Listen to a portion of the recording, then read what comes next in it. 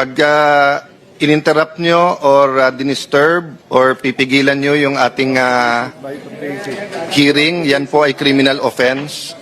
At Tinatakot po ano.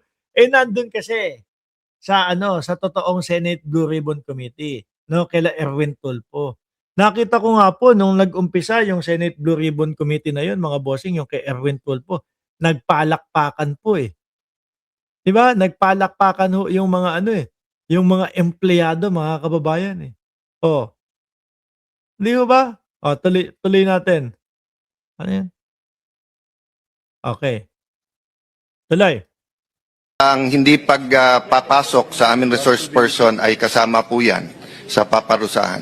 Oh.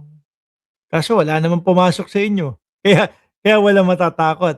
At eto ho, mga kababayan, halos karamihan po, miski po yung mga empleyado nila, miski po doon sa House of Representative, ang ini-email na po o ang nililihaman na po ay yung side nito pong si Win Gatchalian po, mga kababayan. Dito kaila Cayetano, kaila Marcoleta, wala na ho ito, mga bossing. May nabasa pa nga ako kanina, na balita eh, na parang ito pang dalawa na ito ang pwedeng kasuhan ng usurpation of authority, eh.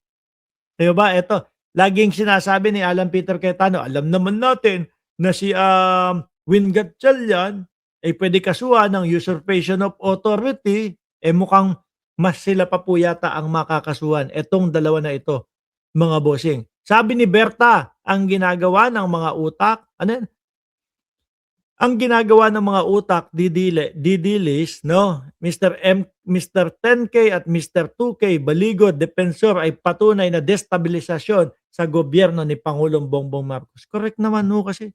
Totoo naman ho 'yan, mga kababayan. Oh, 'di ba? At eto, isa doon sa sinisira ng mga DDS at isa sa gustong pabagsakin ng mga DDS na hanggang ngayon ho, mga kababayan, wala pa din pong naipapakitang mga ebidensya versus dito sa tao na ito. Ayan, 27 out of 28 LEDAC bill, mga boss chief sir, ang naisulong ni Congressman Martin Romualdez. Kasama po dyan, mga kababayan, asan dyan? National Water Resource Act, Amendment to the Right of Way Act, no? National Citizen Service Training, Military and Uniform Personnel Pension System Act. Nagtatrabaho. Yung sinasabi nila na ebidensya versus dito sa tao na ito, may naipakita na po ba? O puro salita pa lang po, mga kababayan? Ako, sabi ko sa inyo, kapag ka itong tao na 'to, si Martin Romualdez, nalabasan talaga ng napakatinding ebidensya po na hindi gawa-gawa, pati ako babanat po dito, mga kababayan. Pati ako babanat dito. Pero hanggang ngayon po, biruin mo, ang lagi nilang sinasabi, Martin Romualdez, mastermind ng mga maleta-maleta. Hanggang ngayon, walang maipakita po. Pero ano ang nakikita natin sa mga balita? Inquirer.net, 27 out of 28 na bill. Di ho ba? Na makatutulong para sa mga kababayan natin. Sabi ni Ma'am Viola G, nalabasan ng Boss Mark. Uy, iba yan ha?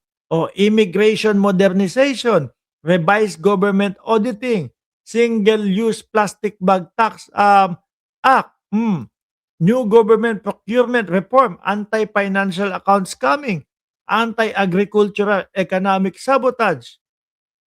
Di po ba? Ilabas nyo na kasi yung ebidensya laban kay Martin Romualdez. Para pati si Mark Ramos, banatan na si Martin Romualdez. Pero kung patuloy paulit-ulit na pag ganyan, walang maipakitang ebidensya, hindi ho kami sasama sa ganyan. Ano po? 2026 po, panahon po ng labasan ng ebidensya. Hindi na pumangmang ang taong bayan. Ang tao po, patalino ng patalino. Hindi ko lang ho alam yung mga DDS.